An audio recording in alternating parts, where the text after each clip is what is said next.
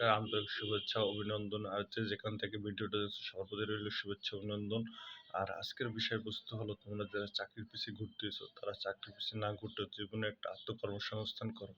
একটা আত্মকর্মসংস্থান করতে পারলে তুমি হয়তো স্বাভাবিকভাবে সুন্দরভাবে জীবনযাপন করতে পারবে। পাশাপাশি তুমি একটা দেশে গুরুত্বপূর্ণ একজন ব্যক্তি হিসাবে গড়ে উঠতে পারবে। আর আত্মকর্মসংস্থানের মাধ্যমে তুমি স্বাবলম্বী হতে পারবে। পাশাপাশি তুমি মনে রাখবে তুমি পরিবারের চাহিদা মেটাতে পারবে, তোমার পরিবার ভালো থাকবে এবং দেশ ভালো থাকবে। আর বাংলাদেশ একটা ক্ষুদ্র অংশের ছোট দেশ। এদেশে লোক সংখ্যার জন্য জনসংখ্যা অনেক বেশি। আর মানুষ দিন দিন বিনা কারণে খাদ্যের অভাবে মারা যাচ্ছে। আর আমাদের দেশে অনেক দুর্যোগ দেখা দিয়েছে। তাই আমরা সবাই যদি চাকরির পিছে না ছুটি, নিজ নিজ আত্মকর্মসংস্থান করি, তাহলে আমরা হয়তো জীবনে অনেক সুখী হতে পারবো। আর কর্মই মানে জীবন, ধর্মই মানে কর্ম। আর কর্ম সবসময় মানুষকে লক্ষ্য রাখতে হবে। আর যে কোনো কাজ করার পিছে মানুষকে একটি স্থির গতিতে লক্ষ্যে এগিয়ে যেতে হবে। আর এই কর্মের মাধ্যমে মানুষ বেঁচে থাকে। মানুষ তার পাশে তার কর্মের মধ্যে, ধর্মের মধ্যে নহে।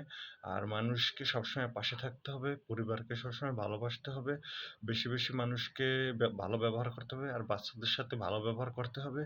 আর একটা জিনিস মনে রাখবে, এই পৃথিবীতে সবচেয়ে বাস্তব একটা তৃতীয় কথা বলছি, তোমরা যাই কিছু করো না কেন, কারণ দিন দিন তোমরা খালি চাকরির পিছে ছোটাছুটি করো।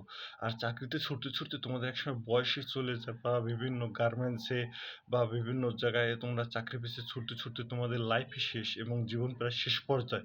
এবং দেখা যায় তুমি চাকরির পিছে ছুটতে ছুটতে এমন এক পর্যায়ে বাংলাদেশ থেকে কোনো রকম একটু শিখে বিদেশে যাও, সেখান থেকে যাই আবার হয়তো ধরা খাও বা অন্য সমস্যা হয়, পরিবারে আর্থিক সমস্যা হয়। এবার দেখা যায় তুমি ঋণ নিছো ব্যাংক থেকে, টাকা ঋণ নিয়ে বিদেশে চলে গেছে, কিন্তু তুমি কোনো স্বাবলম্বী হতে পারো না।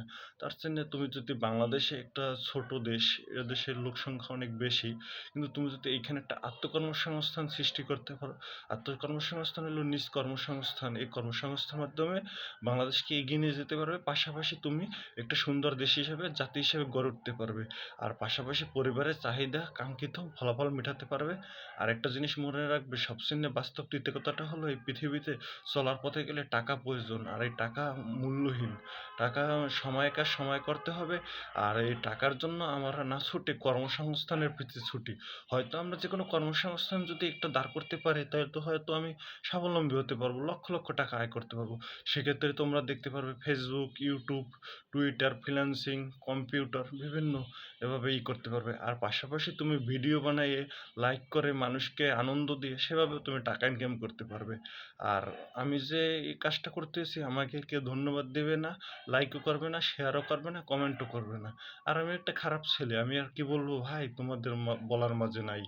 আর এই তৃতীয় কথাটা হলো, তুমি যে কিছু কাজ করবে তা একটু লক্ষ্য স্থির গতিতে কাজ করবে, সবসময় পাশে থাকবে, মা বাবাকে বেশি বেশি ভালোবাসবে, মা বাবার প্রতি সম্মান করবে, মা বাবাকে স্নেহ করবে, আর ছোট বাচ্চাদের সাথে ভালো ব্যবহার করবে। আর পরিবারের সাথে যদি তুমি ভালো ব্যবহার করো, তাহলে হয়তো তুমি আত্মকর্মসংস্থান সৃষ্টি করতে পারবে।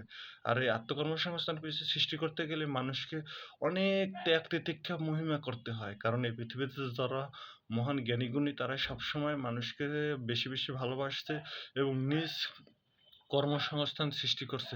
ছোট হোক বড় হোক, তুমি একটা ব্যবসা করো, চায়ের দোকান করো, অথবা তুমি একটা আত্মকর্মসংস্থান সৃষ্টি করো, নিজে একটা খামার তৈরি করো, অথবা পুকুরে মাছ ধান খেতে মৎস্য চাষ, যেমন পাশাপাশি তুমি ধানও খেতে মাছও চাষ করতে পারবে, পাশাপাশি তোমার জমিতে মাছও চাষ করতে পারবে। আর বিভিন্ন ধরনের পাশাপাশি সবজি চাষ করতে পারবে, মানে মিশ্র চাষ এখানে সব ধরনের। আর পাশাপাশি তুমি আবার একটি পুকুরে উপরে মাছ চাষ করতে পারবে, হাঁসও চাষ করতে পারবে, এবং ওই যে মাছের যে যে খাদ্যটা, সেটা ওই হাঁসের বিষটা দিয়ে সেটা পরিপূর্ণ করতে পারবে।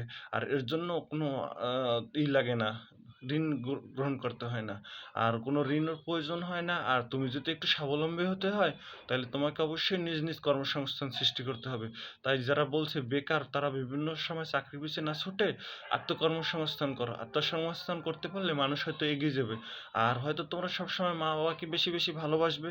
আর নিজে ছোট হোক বড় হোক, মা বাবার কি সম্মান নিয়ে একটা ছোটখাটো হয়তো নিয়ে ঋণও নিতে হবে না। কারণ তোমরা নিজ, নিজ উদ্যোগে ছোটখাটো একটা কর্মসংস্থান সৃষ্টি করো।